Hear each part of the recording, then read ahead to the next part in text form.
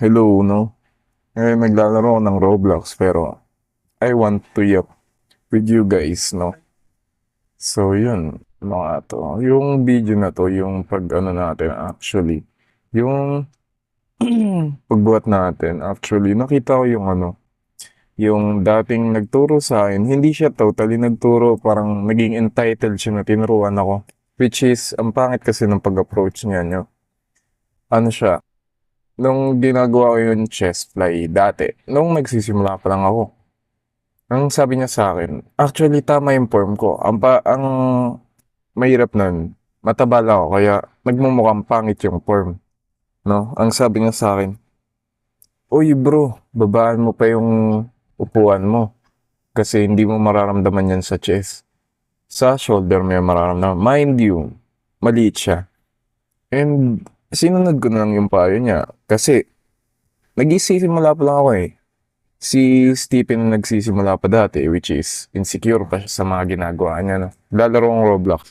And yun, ang nakakaano lang, ang nakakainis lang is, tinuruan niya ako without knowing na gumagana naman sa akin yung ginagawa ko, di ba? Actually, na ano siya, nararamdaman ko siya sa chest. Ito, may inaano, iniipak ako, iniipak, sinisingot kasi, sinisipon tayo.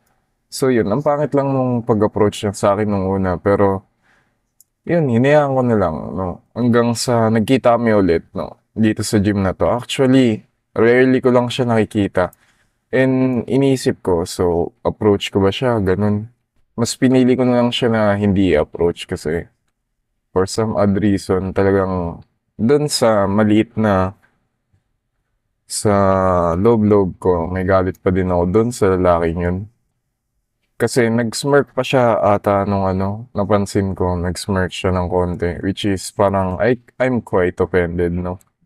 Kasi sino ba naman may gusto nun? Parehas tayong mataba, parehas tayong binibetter yung self natin. Gusto ko sana siyang confrontahin pero yung gym kasi yun yung binibetter natin yung sarili natin, di ba? Actually, nung nag-start pa ako mataba, hanggang ngayon nakikita ko pa rin siya mataba. Hindi ko ginagawa to para i-shame siya. I want to actually na sabihin na keep going bro, no? Kung ano man yung gusto mong gawin, gawin mo. Yeah. Ang naano lang talaga ako dun sa ginawa niya nung simula ako kasi we as fat people, kapag may ginagawa tayong mali, first of all, ayaw natin ng attention, no? Tsaka nandun tayo lahat para ayusin yung sarili natin and talagang ewan ko kung na-misinterpret ko kasi nag-smirk siya eh. So, I feel mock, man. Pero nun, hindi ko siya kinonfront. Nakita ko lang siya. Hinayaan ko lang siya. I'm quite sad sa kanya, no? Kasi parang mas nadagdagan siya ng timbang. Pero besides that, no? Sana maging successful siya sa ano niya, sa fitness journey niya. Pero yun, marami pa akong gustong pag-usapan eh. Teka. Yung ano, actually, no? Yung ano about sa weight loss journey. Lalo na yung kay Kuya Chubbs. May nag-comment sa TikTok na ginagatasan ko daw siya. Hindi ko siya ginagatasan. I'm actually quite impressed kasi grabe yung ano niya, na progress niya na sobrang laki niya dati and then ngayon. Hindi niya talaga sinasayang yung genetics na binigay sa kanya ng magulang niya. Especially nakita niya yung papa niya. Grabe. Ang ganda ng katawan. Pero, dami pa din ng babash na tao. Kaya siya, uy, ang tagal mo. Wala naman nangyayari. Puro ka day one, day one. Natural. Body recomp yun eh. Anong gagawin nyo? Pipilit nyo yung diet na nakakasuklam. Di ba? Na hindi naman sustainable. Yung aggressive cut ng 3 linggo. Oh. Tanggal fat, tanggal din muscle. Oh. Tapos babalik ka sa binge eating. Hindi dapat ganun. Yung akin naman, yung diet ko ngayon, nasa recomp ako. So, pwede kong kainin yung mga bagay na gusto ko. Ganon din kay Kuya Chubbs kasi nagre-recomp siya. Ang hindi kasi alam ng mga tao na kung gaano ka kalaki, pwede ka kumain ng marami. Kasi yun yung nasa calorie maintenance mo. Pero mas pinipiling mabash ng mga tao na walang alam sa fitness, di ba? Especially yung nagko-comment na, Isang bala ka lang eh. Huwag niyo nga kami simulan dyan, men. Hindi kayo disiplinado, sabihin niyo lang, di ba? Hindi yung mambabash pa kayo na, kesyo ano, isang bala ka lang. Ano naman, di ba? Ikaw din eh, isang bala ka din eh. Tas nangaano ka, namumuna ka. Oh, at least pag namatay ako, may muscle ako eh, ikaw. Wala. Pero joke lang yun ah. So yun, actually, no. See you na lang sa gym.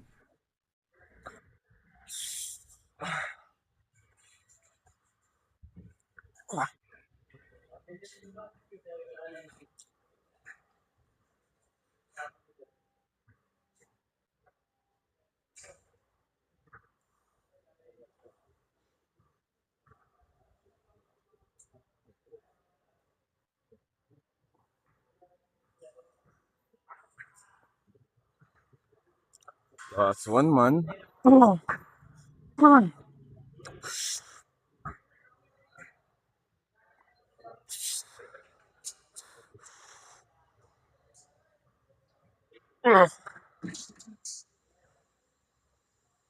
Na grabe. Isang set pa tayo neto, tapos diretso tayo lat pull down.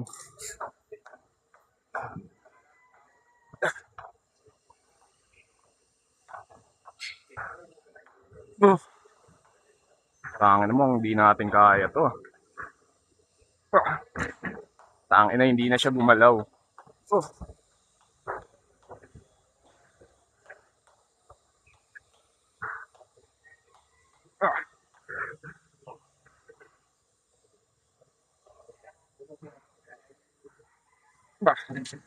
Tangin na. Ang taxing sa katawan nun. Tangin na, diretso na tayo sa lat pull down.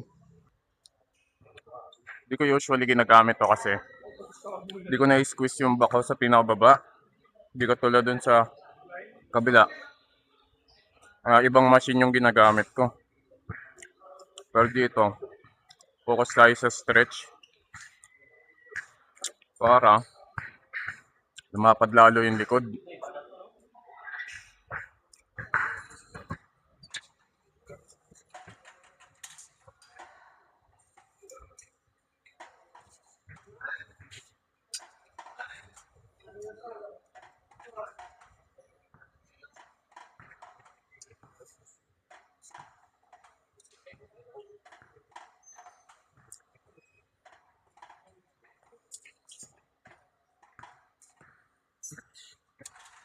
Grabe, puta. Isang set pa tayo na ito. Tangin ng init naman. Ay, nako.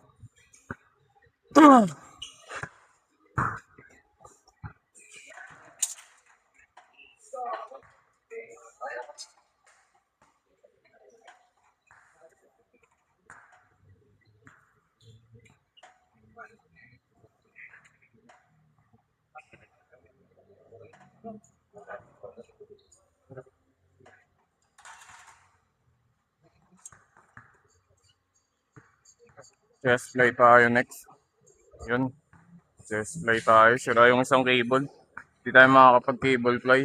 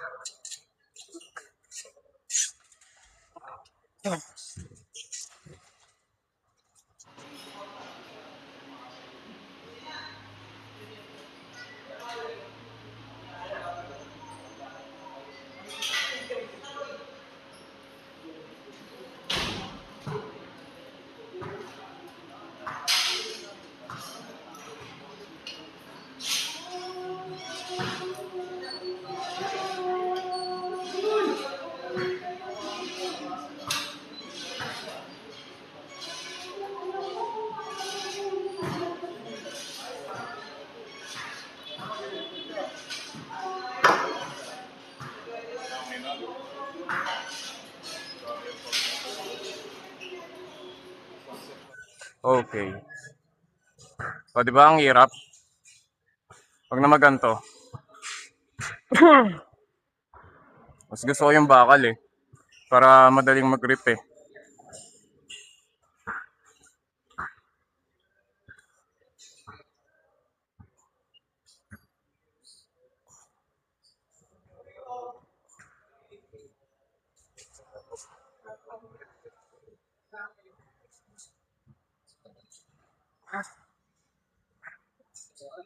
Oh, oh, oh.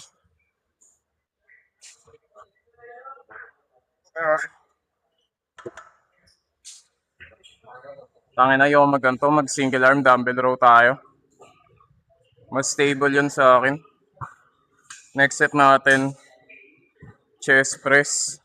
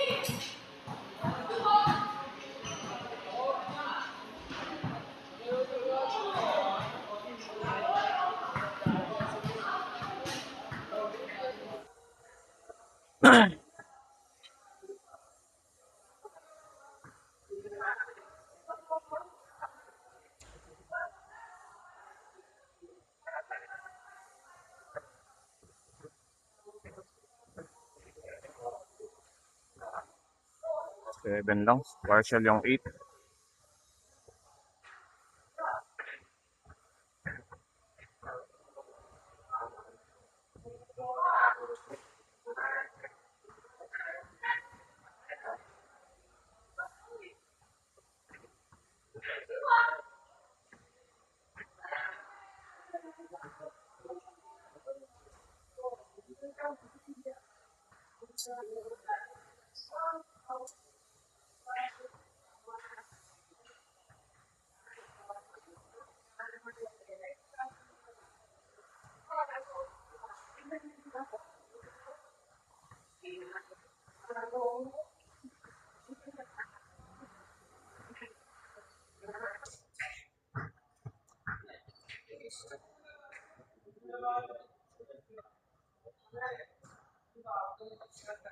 Yun.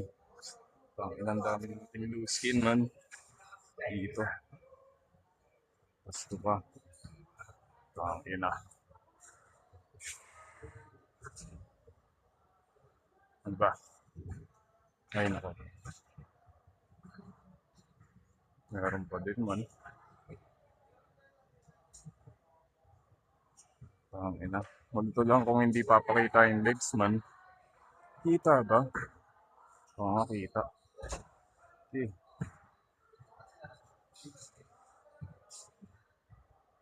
ang ina man, palo. Wala na din tayong abs. Ang inang, ano to eh. Recomposition eh. Actually, kasi ano ko din to kasi nag-bulk ako eh. Yun.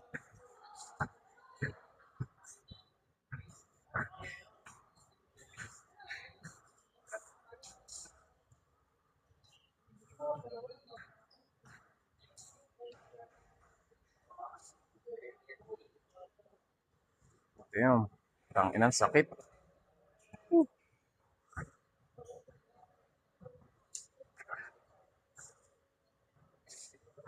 Ay, nako.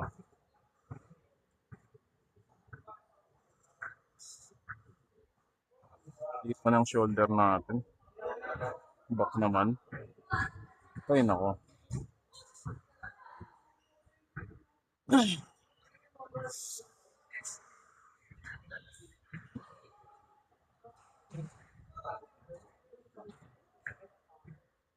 Oh, fuck. Gas natin, Arnold. Ay, nako. Tang ina, napagod ako kakabuhat ah.